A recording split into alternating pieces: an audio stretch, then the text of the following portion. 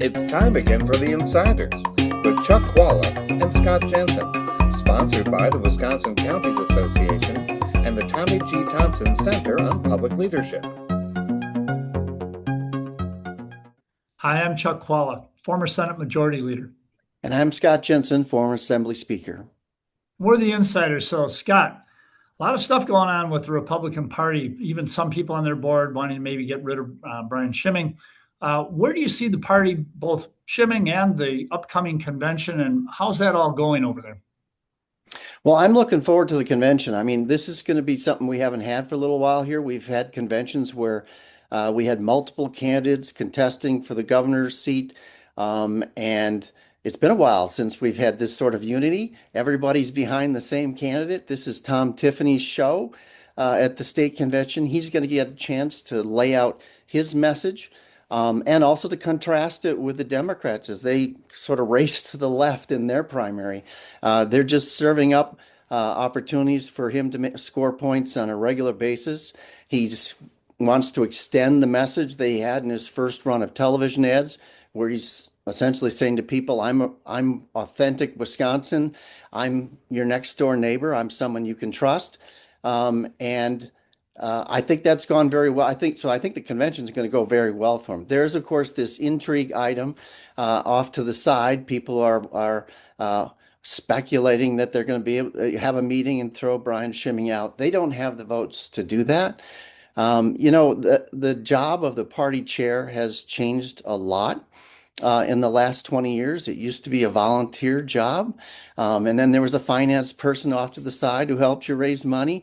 Now, people really count on the party leadership to be full-time and to be focused on raising money and turning out the vote. Those are the two things that the parties exist for, is to raise money and to turn out the vote. And there are people who have had a rap on Brian Schimming that he hasn't been raising money, but really it's in contrast to what the Democrats have done, which has just been extraordinary. They've raised an extraordinary amount of money. In general, the party with a governor is the party that can raise money in off-year elections, in the midterms. In presidential elections, we haven't had a problem, raising money and turning out the vote. Heck, we won the last one. So we're in a weird position now where we're winning these presidential elections, but we're losing in down ballot races in those other years. We are struggling somewhat to raise resources in those years, but I don't think that's the party chair's fault. It's the fact that we no longer have the huge leverage and rallying point that a governor can give to their party to raise money.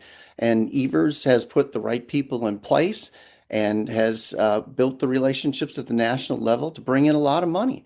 And we don't have that on the Republican side. But I do think we're going to see a lot of sunshine and a lot of happy faces at the Republican convention because people are pretty excited that we've got a real shot against the 7, 10, 12, whatever it is, people running for the Democratic nomination for governor.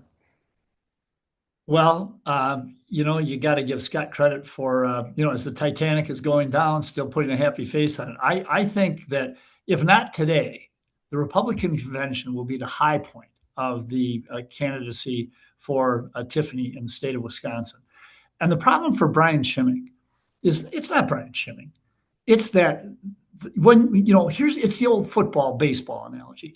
When the team really is doing poorly, you can't fire the whole team. So what you have to do is you fire the coach. And that's what's going on here. The Republicans are in a perfect storm. They're going to get their butts kicked royally in the fall election.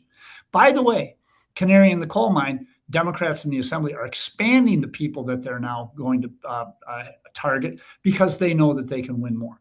Brian Schimming has been given just an impossible task. Raise money when the ship is going down, and the ship is going down. A few months ago, we could have said, and we did say, hey, there's still a lot of time left. We're less than 6 months now away from the election. I just bought gas yesterday.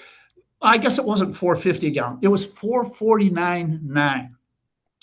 Affordability is the issue. The Republican Party, there may be happy faces at the convention, but that's the last time you're going to see a happy face on a Republican because the Democrats are going to win. The reality is here, it's unfortunate for Brian Chimming, but what happens is that, of course, you go after the leader. The Republican thing has changed, and it's changed for the Democrats too. It's not just the money that's raised within the party. It's all the C4 organizations and the separate PACs. And when you've got people like the Uihleins making $1 million contributions, or Diane Hendricks, or all these people, and there are folks on the Democratic side too, and it comes in nationally because the Dems realize this is a swing state. I think the Republicans would realize that. But this is going to be it's not going to be a blue wave anymore. It's going to be a blue tsunami. Now, we are 6 months out. Maybe the tsunami turns into a wave. But you not only have a situation where the incumbents that are really tight are in trouble, people are starting to expand their scope because the electorate is changing dramatically in the Democratic direction. It's the old story. I used to tell people on the floor of the Senate, Republicans, we don't take majorities from you. You give them to us. And the Republicans this year are giving it away.